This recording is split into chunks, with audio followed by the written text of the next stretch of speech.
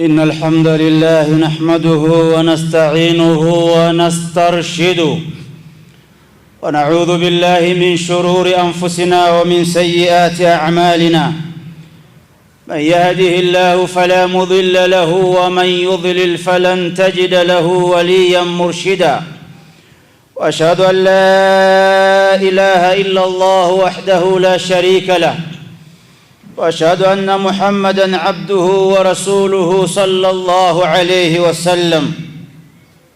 أما بعد، أوصيكم وأوصي نفسي أولاً بتقوى الله عز وجل، فقد فاز المتقون. فاتقوا الله عباد الله، فإن تقوى الله أساس القوة وطريق العزة وسبب الفلاح في الدنيا والآخرة.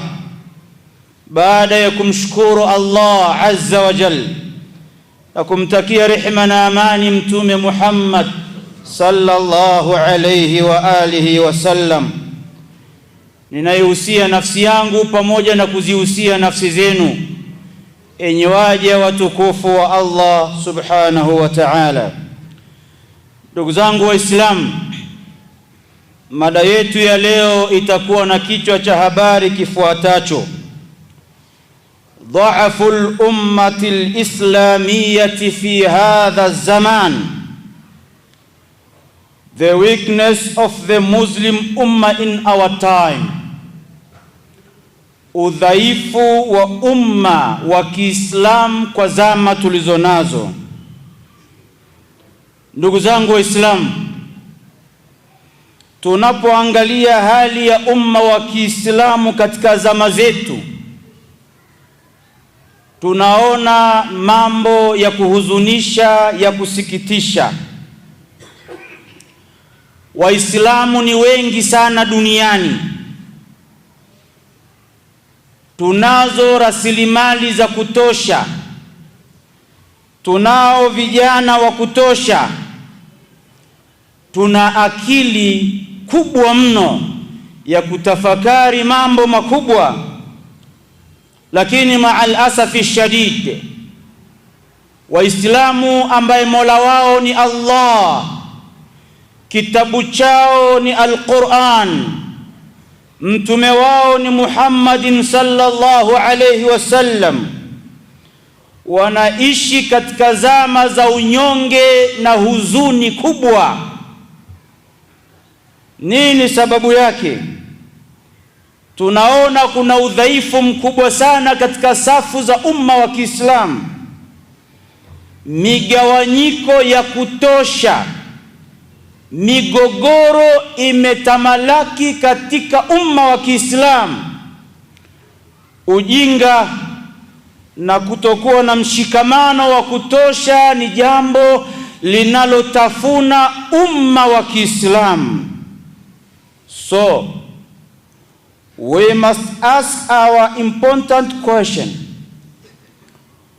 Kuna haja ya kujiuliza swali la msingi sana: kwa nini umma huu una watu wengi kwa namba, lakini uko weak in influence?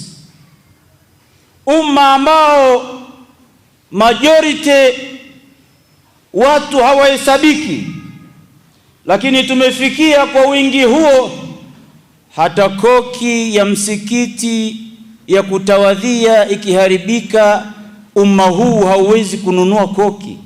Tumefikia hapo. Mtume sallallahu alaihi wasallam alitueleza katika hadithi ya Thauban radhiyallahu ta'ala anhu, kasema Mtume, yushikul umamu an tadaa alaykum kama tadaa al-aklata ala qas'atiha, mataifa yamekaribia bali yameshafikia kukusanyika dhidi yenu nyinyi umma wa Kiislamu, kama ambavyo watu wanakusanyika kwenye sinia ya ubwabwa kwa ajili ya kule ubwabwa, ule ubwabwa uliwe sawa sawa. Masahaba wakauliza, kulikoni zama hizo zikifikia? Awa min qillatin nahnu yawmaid, ni kwa sababu tutakuwa wachache sana zama hizo. Mtume sallallahu alaihi wasallam asema, bal antum yawmaidhin kathir, zama hizo mtakuwa wengi sana, lakin ghuthaun ka ghuthai sail, lakini wingi wenu hautokuwa na maana yoyote, kama ambavyo povu la baharini linavyosukumwa na mawimbi ya bahari. Ndugu zangu katika imani, udhaifu wa umma wa Kiislamu unasababishwa na mambo mengi. Tatizo sio wingi. The problem was not numbers. Tatizo sio namba kwamba tuko wangapi. The problem is weakness, is our weakness. Tuko wadhaifu mno katika mambo mengi. Dini haiendi kwa sababu kuna watu specific wameshatajwa kwamba bila yule dini haiendi.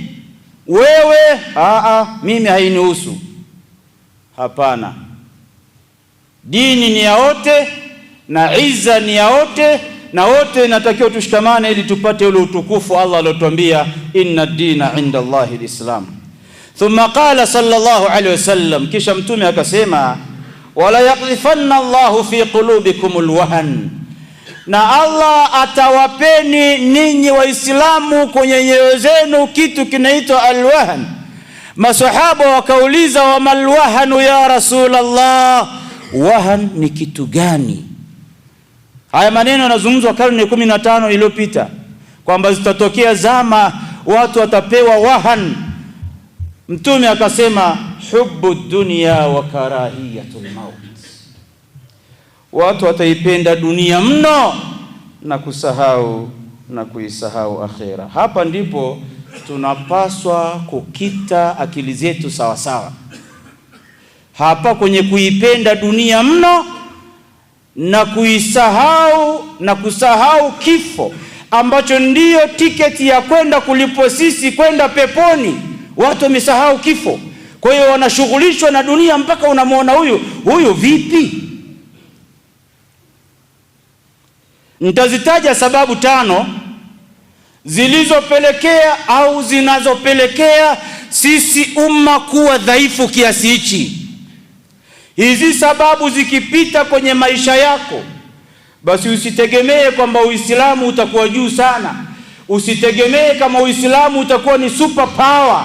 Usitegemee kwamba Waislamu wataheshimika ndani ya msikiti na nje ya msikiti. Waislamu watakuwa wadhaifu na wanyonge mno endapo wataachana na misingi hii 5. Jambo la kwanza linalosababisha udhaifu katika ummati wetu, albu'du anillah. Watu wako mbali sana na Allah. Watu hawataki kuwa karibu na Allah. Uhusiano baina yako na baina ya Allah unapodhoofika, usitegemee kama umma utakuwa na nguvu. Swala linapokuwa ni jambo la mwisho katika mipango yako ya maisha, yani umepanga schedule yako ofisini, sio tu kwamba swala itakuwa ndio position ya mwisho, bali swala kwenye mipango yako haipo kabisa, inakuja by emergency chance. Umeona watu wanaenda msikitini na wewe ndio unaingia. Ikifika umekuwa mbali kiasi hicho na swala, usitegemee kwamba tutakuwa na izza, tutakuwa madhalili mno. Lakini jambo lingine, ikifika sehemu Qur'ani ni vitabu vilivyowekwa kwenye shelfu zetu nyumbani, lakini havisomwi, usitegemee izza kwenye Uislamu, tutaishi wadhalili. Lakini sio hilo tu, ikifika zama toba, huombi toba kwa makosa uliofanya, unaleta taswif, unasema nitatubia. Ikifika zama unaahirisha toba, nitatubia. Usitegemee kama utakuwa na heshimiwa, usitegemee kama kuna mtu atakuheshimu, kwa sababu wewe mwenyewe kuna vitu very important kwenye Uislamu umevipiga teke. Ndugu yangu Muislamu, ikiwa haramu kwako inakuwa kawaida, bali mara nyingine unasingizia kwamba Allah ameruhusu hata hiyo haramu, na watu wanazigeuza aya. Allah anasema wala taqrabu zina innahu kana fahisha wa saa sabila, usisogelee zina, ni uchafu mbaya na ni njia mbaya. Mtu anatokea anasema wala taqrabu zina illa bi dharura, usisogelee zina isipokuwa kama kuna dharura imekupata sawa sawa, unaweza ukazini. Allah subhanahu wa ta'ala atuepushe na watu hao. Tunapoteza chanzo cha nguvu ya mioyo yetu. Mioyo yetu inakuwa na nguvu pale tunapokuwa karibu na Allah, tunapomwabudu Allah, tunapofanya toba, tunaposoma Qur'ani, pale tunastawisha nguvu ya mioyo yetu. Na kama tumeacha, tunakuwa na kiwiliwili tu ambacho hakina, ghuthaun ka ghuthai sayl. Umar ibn al-Khattab radhiyallahu anhu alisema siku moja kwenye membari, nahnu qaumun, sisi ni taifa, a'azzana Allahu bilislam, tumepata nguvu kwa sababu ya kushikamana na Uislamu. Famahma btaghaina al-izzata bighairi ma a'azzana Allahu bihi, na kama tutaitafuta nguvu katika sehemu ambayo Allah hajasema tuitafute huko, adhallana Allah atatudhalilisha. Masahaba walipata nguvu kwa sababu walishikamana na Uislamu. Ahibati fillah, ndugu zangu katika imani, in tansurullaha yansurukum wa yuthabbit aqdamakum. If you support the case of Allah, He will support you and make your feet firm.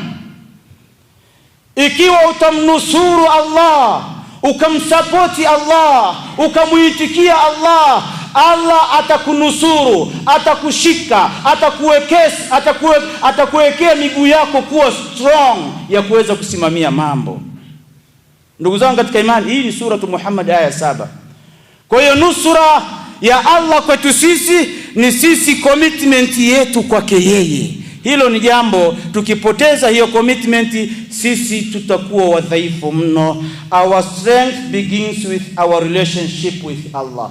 Nguvu yetu inaanza pamoja na mahusiano mema na Allah subhanahu wa ta'ala. Asababu thani, sababu ya pili inayotupelekea sisi tuwe madhaifu, alfurqatu wattanazu', migogoro na migawanyiko. Islam, dini yetu imetuelekeza wa'tasimu bihablillahi jami'an wala tafarraqu, shikamaneni sawa sawa na kamba ya dini ya Allah sawa sawa, wala msifarikiane. Lakini katika watu wanaodumisha faraka, watu wanaokuwa hawaelewani baina ya mtu na mtu wake, baina ya mume na mke, baina ya mzazi na mtoto, baina ya mtu na jirani yake, tena Waislamu wenyewe. Tena mara nyingine tunasikia Waislamu wakiwa kazini kwenye ofisi moja wanachukiana mno kuliko inavyotegemewa. Sijui mioyo tumeitoa wapi, na dini yetu haisemi hivyo. Awala adullukum ala shay'in idha fa'altumuhu tahabbtum, je, nisikujulisheni jambo ambalo mkilifanya ninyi Waislamu mtadumisha mapenzi baina yenu? Afshu salama bainakum, suala la kusalimiana tu, hili nalo pia limekosekana. Subhanallah, Allah atunusuru. Migawanyiko na ugomvi ni swala linalopelekea udhaifu katika maisha tumekuwa wanyonge. Allah subhanahu wa ta'ala anasema, wala tanaza'u fatafshalu wa tadhhab rihukum, msizozane, mkizozana mtafeli, mkifeli mtakosa nguvu, wallahi hamtofanya lolote katika hii dunia. Ndugu zangu katika imani, leo tunaweza kugombana kwa sababu tafiha, sababu ndogo ndogo. Watu wanagombana mpaka hawasalimiani, bali wanajengeana uadui mkubwa mno. Watu wanagombana juu ya mambo ya ukabila. Leo zama hizi ni za kugombana juu ya ukabila, kwamba kabila hili ni bora kuliko lingine. Watu wanagombana kwa sababu ya madhehebu. Leo watu wanagombana kwamba mimi niko sahihi sana kuliko wewe. Watu wanagombana kwa sababu ya familia. Familia zinararuana. Leo ni zama za kuraruana kifamilia, badala ya kuwa ni zama za kushikana, za kushikamana ili kuweza kusukuma na kubusti Uislamu wetu. Leo vyama pia vinazozana mpaka maisha ya watu yanakuwa katika hatari. Watu wanagombana kwenye biashara, baina ya mfanyabiashara huyu na yule, na tofauti za maoni. Mtu anakuwa anagombana na mwenzake kwa sababu ya tofauti ya maoni, ikhtilaf, kwamba huyu anaona hivi na wewe unaona hivi, kwa sababu wewe hutaki, watu wanataka wewe kama wewe, tayari ugomvi. Ndugu zangu katika imani, sometimes we spend more energy fighting one another than solving the real problem facing our communities. Matatizo ya kijamii yako mengi, tunatumia nguvu kubwa ya kujidefense na kudefense rai zetu, lakini jamii haitaki mambo hayo, umma hautaki mambo haya. Wakati sisi tunagombana, tunaendelea na mizozo, watu wanataka tu namna ya kutawadha, watu wanataka namna ya kufunga sunna, waelekezwe kidogo tu. Kwa hiyo ndugu zangu katika imani, a divided umma becomes a weak umma. Umma uliogawanyika ni umma dhaifu. Tunamwomba Allah subhanahu wa ta'ala aweze kutuunganisha sawa sawa ili tuwe na nguvu. Tofauti zinaweza zikawepo, lakini tofauti zisituondolee utu wetu, tofauti zisituondolee uadilifu wetu, tofauti zisituondolee heshima zetu, tofauti zisituondolee udugu wetu. Tofauti zibaki, lakini utu wetu uweze kuthaminiwa zaidi. Sababu ya tatu, aljahlu wa tarkul ilmi, ujinga na kuacha kusoma. Katika jambo ambalo limedidimiza na kudhoofisha umma wa Kiislamu ni pale watu waliporuhusu ujinga utawale katika vichwa vyao, ujinga ukatawala katika nyumba zao, ujinga ukatawala katika jamii na kuacha kusoma. Hili limepelekea Uislamu kuendelea kuzorota katika hali hii tunayoiona. Pamoja na kuwa Allah aya ya kwanza kuishusha ilikuwa ni iqra, read, soma, lakini nani anayesoma leo?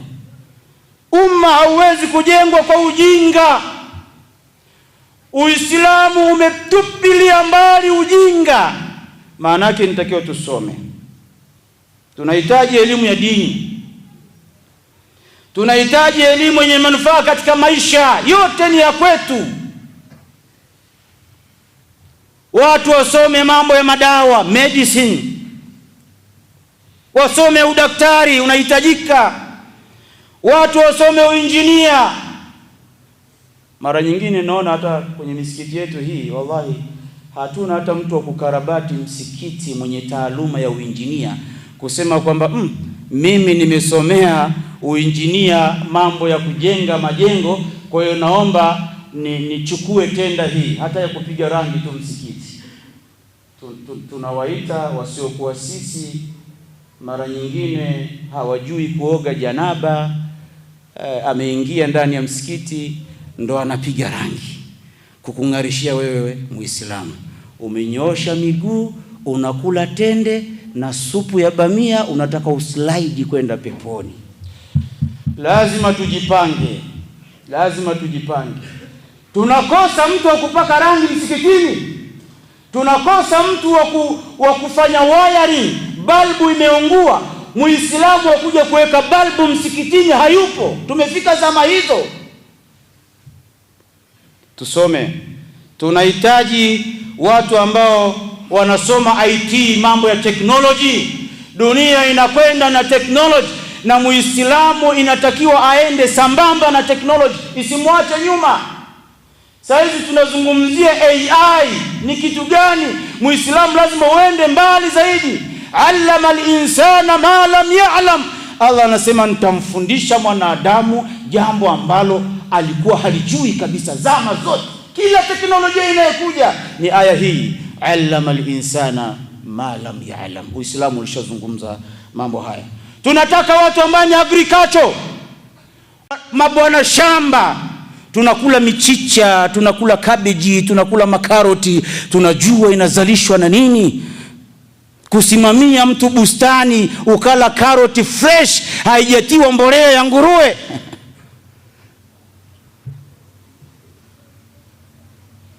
Ndugu zangu katika imani, kuwapeleka watoto shule haitoshi. Tunahitaji kuwafundisha dini, tabia, uwajibikaji na kumcha Allah subhanahu wa ta'ala. أقول ما سمعتم وأستغفر الله لي ولكم ولسائر المسلمين والمسلمات فالتائب من الذنب كمن لا ذنب له. الحمد لله وحده والصلاة والسلام على من لا نبي بعده. Jambo la nne, hubu dunia, linalopelekea waislamu na umma wa Kiislamu kudhoofika, ni kuipenda dunia kupita kiasi. Ndugu zangu, Uislamu haujakataza wewe kutafuta mali, tena shughulika kweli kweli. Hata katika siku ya Ijumaa kama ya leo, Allah akasema fa idha qudiyatis salatu fantashiru fil ardi wabtaghu min fadlillah. Fadhila za Allah ni hiyo mali. Yani Uislamu umekuelekeza wewe ufight, usacrifice kutafuta mali. Uislamu haujakataza wewe kufanya biashara. Uislamu haujakukataza wewe kufanya maendeleo. Kinachogomba kwenye Uislamu ni dunia kuingia kwenye moyo wako, badala ya dunia kuishikilia kwenye kiganja. Own the dunia, imiliki dunia kwenye mkono wako, but not allow the dunia to our heart. Dunia tusiingize ndani ya mioyo yetu. Dunia tuishikilie tu, shikilie tu muda wote, unaidondosha unaondoka zako. Ukiitia moyoni, mzee, imekula kwako. Sasa mtu anapoacha swala kwa ajili ya biashara, maana yake dunia ameiweka moyoni, hajaiweka kwenye mkono wake. Mtu anapokea rushwa kwa sababu apate pesa na ajilimbikizie, maana yake huyo dunia ameiweka moyoni, hajaiweka mkononi. Mtu anadanganya kwenye biashara, hii ni spare junior, hii sio feki, ili aweze kufanya biashara apate kulimbikiza mali.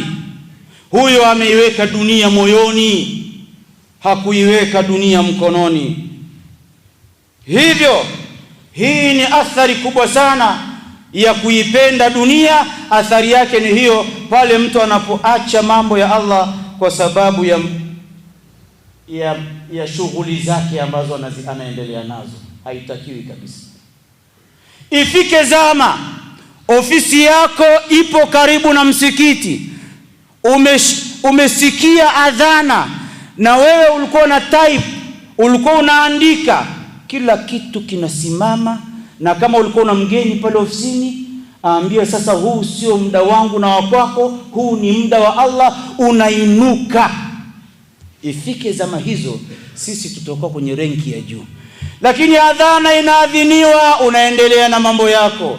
Iqama inaqimiwa, unaendelea na mambo yako. Mpaka imamu anasema salamu ya pili, assalamu alaikum wa rahmatullah, unasema swala imenipita, nitalipa kadha. Hauko serious. Hauko serious. Hauko serious. Dunia iwe mkononi na dunia isiwe moyoni. Sababu ya tano, dhu'ful akhlaq, kuporomoka kwa maadili, na hili ni gogoro kubwa. Ndugu zangu katika imani, umma haujengwi kwa maneno makubwa. Umma unajengwa kwa mambo yafuatayo: asidqu, ukweli, honesty. Umma unajengwa kwa ukweli. Tuwe wa kweli katika maisha yetu yote. Umma unajengwa kwa al-amana. Umma unajengwa kwa justice, al-adlu. Hatuwezi tukotaka kufikia kwenye level ya juu ya Uislamu hatuna uadilifu baina yetu. Walan tastati'u an ta'dilu baina an-nisaa walau harastum. Uadilifu kwa wale wenye wake zaidi ya mmoja, Allah ameshasema uadilifu hamtoweza kuufanya hivyo kwa 100%, lakini jitahidi. Na kuna tofauti baina ya al-adlu wal-musawa. Kuna uadilifu na usawa. Usawa uko hivi: huyu unampelekea publish na huyu unampelekea publish. Usimpelekee piki huyu bali. Huo sio usawa. Usawa uko hivi: huyu unampelekea kilo ya nyama na huyu kilo ya nyama. Huo ni usawa. Lakini uadilifu ni tofauti. Uadilifu ni kumpelekea huyu maini na huyu anataka samaki, ukampelekea samaki. Huo ndio uadilifu. Uadilifu ni yule anataka screen, simu yake anataka iPhone, huyu anataka Samsung. Kila moja unampa kile anachotaka. Huo ni uadilifu. Kwa hiyo tumeambiwa tufanye uadilifu, ahibana fillah. Lakini jambo la tatu linalopelekea sisi katika mambo ya akhlaq, arrahma, huruma baina yetu imetoweka sana. Lakini al-ihsan, excellence, imepungua. Kufanyana ihsan, wema, yani mtu ukampa bila kuombwa, hilo jambo limekosekana sana. Ndugu zangu katika imani, vipi tuna complain? How can we complain about corruption while accepting corruption ourselves? Vipi tunapambana na kukemea rushwa hali ya kuwa rushwa ipo kwenye mikono yetu wenyewe, tunaitekeleza siku hadi siku? How can we demand justice from other while being injustice in our own homes? Vipi tunataka uadilifu kwa wengine hali ya kuwa ndani ya nyumba zetu uadilifu hamna? Tuanze ndani ya nyumba zetu. Inna Allaha la yughayyiru ma biqaumin hatta yughayyiru ma bi anfusihim. Allah habadilishi yaliyomo katika maisha yenu mpaka nyinyi mtakapobadilisha yaliyo katika nafsi zenu. Kwa hiyo suluhisho halianzi mbali, ikhwanna fillah. Suluhisho halianzi mbali sisi kupata heshima. It begins with me.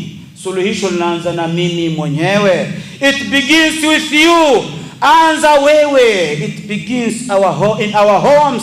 Tuanze nyumbani kujenga familia zetu sawa sawa, tutapata ile level aliyosema Umar ibn al-Khattab: nahnu qaumun a'azzana Allahu bil Islam famahma ibtaghayna al-izzata bighairi ma a'azzana Allahu bihi adhallana Allah. Ndugu zangu katika imani, turekebishe swala zetu, tusome Qur'ani, tutafute elimu, tuwalee watoto wetu vizuri, kuwa mwaminifu katika biashara yako, acha dhulma, linda ulimi wako dhidi ya fitna, saidia maskini na wale wanaohitaji, jenga usibomoe, unganisha watu usiwagawanye. Haya ndio maagizo ya dini yetu. Tukifanya hayo tunarudi kwenye ile level yetu ya juu ambayo Allah subhanahu wa ta'ala ametuhitaji tuwe. Ndugu zangu katika imani, al-kalamu tawil wal waqtu qasir.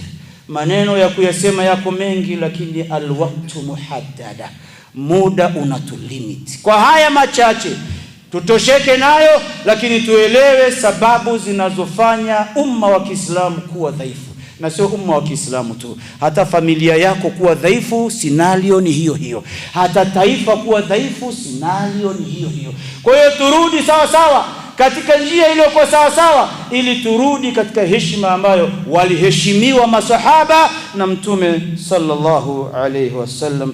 Inna Allaha wa malaikatahu yusalluna ala an-nabi ya ayyuhalladhina amanu sallu alayhi wa sallimu taslima. Allahumma salli ala Muhammadin wa ala ali Muhammad kama sallaita ala Ibrahim wa ala ali Ibrahim, wa barik ala Muhammadin wa ala ali Muhammad kama barakta ala Ibrahim wa ala ali Ibrahim في العالمين إنك حميد مجيد. اللهم ارض عن الخلفاء الراشدين منهم أبو بكر وعمر وعثمان وعلي وعن بقية صحابة رسول الله صلى الله عليه وسلم أجمعين.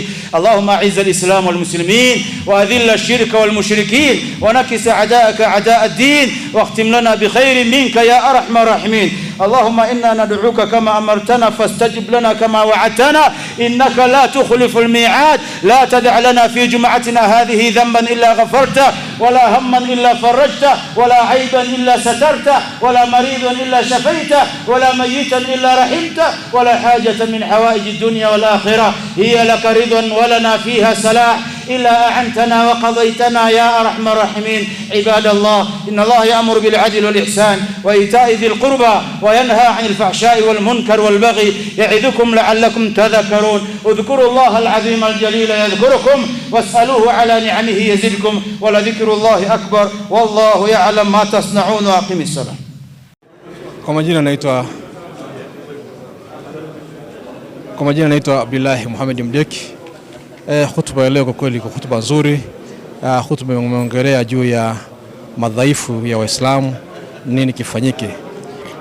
Jambo la msingi ili tuweze kuepukana na udhaifu ni kushikamana na dini, kwa sababu vitu vingi katika Uislamu vimefundishwa lakini watu tunaviacha. Kwa mfano mambo ya elimu na nini yamesema katika Uislamu, hakuna ambacho kimeachwa katika Uislamu. Vitu vyote ambavyo vimesema katika Uislamu tukishikamana navyo, tuna imani kubwa dini inaweza kusimama. Kwa hiyo cha muhimu kabisa tunatakiwa tushikamane kwenye dini, tuifuate dini kiukweli ukweli ili tuweze kuepukana na udhaifu katika dini, kwa sababu watu wanasoma lakini elimu yao inakuwa haina maana kama hatuwezi kumcha Allah na kuachana na mambo ambayo ni maovu. Asante sana, shukrani. Jazakallahu khair. Bismillahirrahmanirrahim. Kwa jina naitwa Salum Masambaji. Napenda kuihusia nafsi yangu pamoja na kuwahusia Waislamu wengine juu ya kumcha Allah na kujiepusha na mambo yote mabaya.